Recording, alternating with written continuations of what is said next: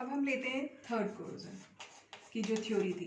कौन सी थ्योरी थी? Acidic theory. Acidic theory में हम क्या बोलते हैं, माना एक मेटल है, इसको कैसा एनवायरनमेंट मिल गया है, हाइड्रोक्लोरिक एसिड का एनवायरनमेंट मिल गया है, ये क्या बना सकता है, FeCl2। तो ये कोरोजन में क्या बन गया प्रोडक्ट, क्लोराइड का प्रोडक्ट बना है। तो ये भी एक वीक कोरोजन प्रोसेस है। तो इस तरह से ये भी कोरोजन इसमें होते हैं। अब इसके बाद हम एग्जांपल्स लेते हैं किसके, इलेक्ट्रोकेमिकल या वेट थ्योरी के एग्जांपल्स लेते हैं जो नेचर में पाए जाते हैं। पहला एग्जांपल क्या है, गैल्वेनिक कोरोजन। गैल्वेनिक कोरोजन में हमने क्या पढ़ा हुआ है, गैल्वेनिक सेल पढ़ा हुआ है हमने। गैल्वेनिक सेल क्या होता है, 2 इलेक्ट्रोड होते हैं, एक जिंक का और एक किसका, कॉपर का। दोनों पोरस डायफ्राम से सेपरेट होते हैं और अपने कंडक्टिंग मीडियम में डिप्ड होते हैं। जिंक सल्फेट और कॉपर माना कॉपर सल्फेट के अंदर डिप्ड है। दोनों सर्किट से जुड़े हैं। इस तरह से ये एक सेल होता है। जब यहाँ 2 डिफरेंट सेल हैं, एक जिंक का बना हुआ है, जिंक की रॉड है, दूसरी कॉपर की, तो इनमें भी कोरोजन होने की टेंडेंसी होती है। किस तरह से, हमें ये ध्यान रखना होता है कि इलेक्ट्रोकेमिकल सीरीज में से जो नेगेटिव रेडॉक्स पोटेंशियल है किस मेटल का है, ज़्यादा है। तो ये किसका ज़्यादा होता है, जिंक का। तो यहाँ जिंक हमेशा क्या बनाएगा, एनोड बनाएगा। यानी जो इलेक्ट्रोकेमिकल सीरीज में टॉप पोजीशन पे होते हैं वो एनोड बनाते हैं, जबकि लोअर पोजीशन वाले कैथोड बनाते हैं। तो एनोड पर क्या रिएक्शन होती है, हमेशा ऑक्सीडेशन। ऑक्सीडेशन रिएक्शन को हम क्या बोलते हैं, डिसोल्यूशन या कोरोजन। और कैथोड पर कौन सी रिएक्शन होगी, कैथोड पर कॉपर इलेक्ट्रॉन एक्सेप्ट करेगा और क्या बना देगा, कॉपर में रिड्यूस्ड हो जाएगा। नेट रिएक्शन क्या होगी, zinc Cu2 plus Zn2 plus and copper.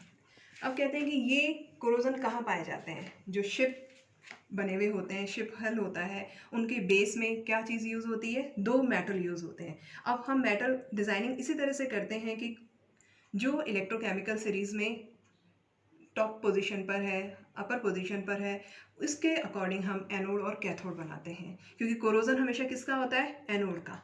तो जो मेन बॉडी होती है वो हमेशा कैथोड होनी चाहिए उसकी, और जहाँ कोरोजन हो रहा है वो बॉडी किसकी होनी चाहिए, एनोड। तो ताकि पूरी बॉडी सेव हो जाए। नेक्स्ट एग्जांपल क्या है, कंसंट्रेशन सेल कोरोजन। ये एग्जांपल किसके हैं, इलेक्ट्रोकेमिकल थ्योरी के एग्जांपल है। उसमें एक इलेक्ट्रोकेमिकल सेल फॉर्मेशन होता है, मींस एक एनोड और एक कैथोड होता है।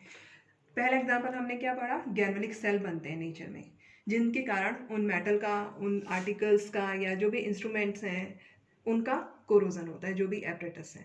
सेकंड कौन सा होगा, कंसंट्रेशन सेल कोरोजन।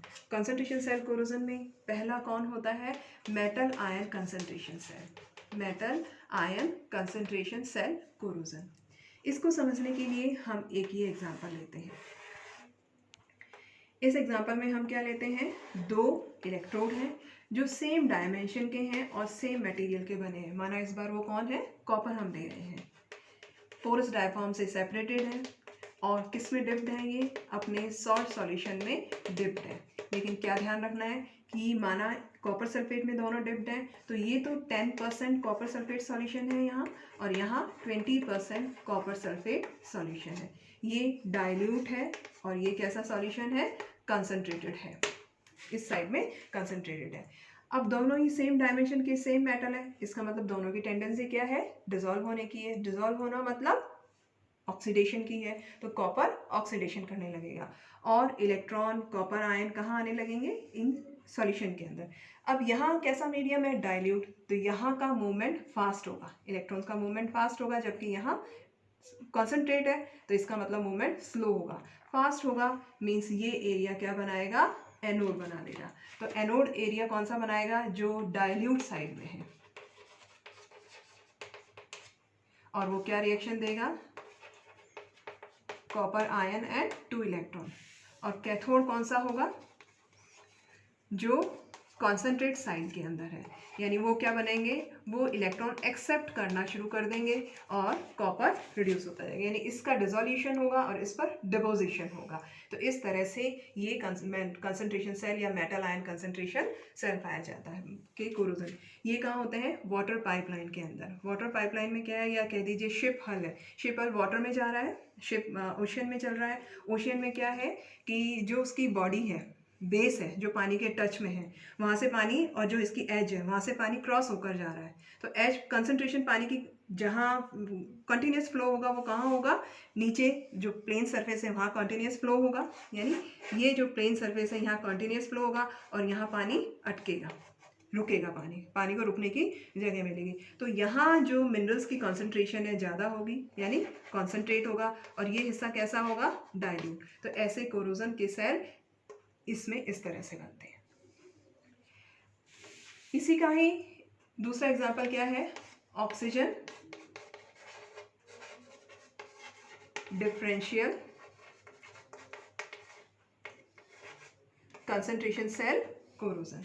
इसको समझने के लिए हम क्या लेते हैं, माना एक वाटर बॉडी है और इसमें कौन प्रेजेंट है, इसमें एक रॉड गिर गई है, इसमें पानी प्रेजेंट है और इसमें एक मेटल की रॉड है। माना वो मेटल की रॉड किसकी ले लेते हैं, इस बार हम Fe की रॉड है, वो पानी में डूबे, यानी आधी पानी में डूबी हुई है, आधी बाहर है।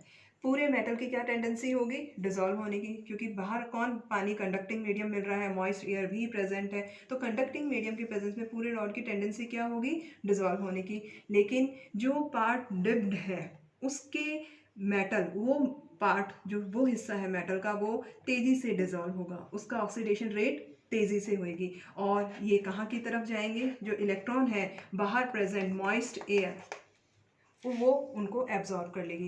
यानी इस आधे जो एनोड का आधा हिस्सा है उसका रैपिड कोरोजन हो रहा है और इसका कोरोजन स्लो हो गया। तो हम क्या कहते हैं कि अब टेंडेंसी किसकी ज़्यादा होगी, जो चीज़ उसके अंदर डिप्ड है, तो ये हिस्सा एनोड बनाएगा, और कैथोड कौन बन रहा है, जो मॉइस्ट एयर है, बाहर प्रेजेंट है, यानी इसका कोरोजन अब नहीं होगा, स्लो होगा। जबकि हम कहेंगे कोरोजन में एनोड का डोमिनेंसी किसकी होगी, इस पूरे रॉड में से जो पानी के अंदर डूबा हुआ है, तो ये क्या चीज़ बनाएगी, एनोड, और बाहर जो मॉइस्ट एयर प्रेजेंट है वो क्या बनाएगी, कैथोड। तो एनोड पर क्या रिएक्शन होगी, Fe क्या बनाएगा, Fe2+2 इलेक्ट्रॉन, और कैथोड पर क्या होगा, कैथोड पर ऑक्सीजन प्रेजेंट है, मॉइस्ट एयर मीन्स ये इलेक्ट्रॉन एक्सेप्ट करेगी और क्या बना देगी, 2OH आयन। तो इसमें फिर रस्ट किसकी बनेगी, नेट रिएक्शन क्या होगी, Fe + ½ O2 + H2O क्या बनाएगा, Fe2+ 2OH-, यानी FeOH ट्वाइस, फिर FeOH ferrous hydroxide, ferric hydroxide, फिर Fe2O3, और लिमिटिंग ऑक्सीजन हो जाएगी तो वो Fe3O4 में बनेगी। तो जो हमने पहले पढ़ा था कि पहले रस्ट का कलर कैसा होगा, येलो, Fe2O3, फिर रस्ट का कलर कैसा हो जाएगा, ब्लैक, Fe3O4। तो इस तरह से रस्ट का कलर भी विद टाइम डार्क होता जाता है। तो ये एग्जांपल, जैसे हम कहते हैं कंस्ट्रक्शन चल रहा है, कंस्ट्रक्शन चलते हैं तो रिजर्वायर बनाया जाता है पानी के, माना उसमें आरसीसी की रॉड इस तरह से गिर गई है, तो आरसीसी की रॉड का कौन सा हिस्सा एनोड बनाएगा, ये हिस्सा एनोड बनाएगा, और बाहर का हिस्सा सब सही रहेगा, और वो कहाँ से करेगी, जो चीज़ एनोड बनी है, और कैथोड कौन बनाएगा, जो एनवायरनमेंट है उसका मॉइस्ट एयर, वो कैथोड बनाएगी।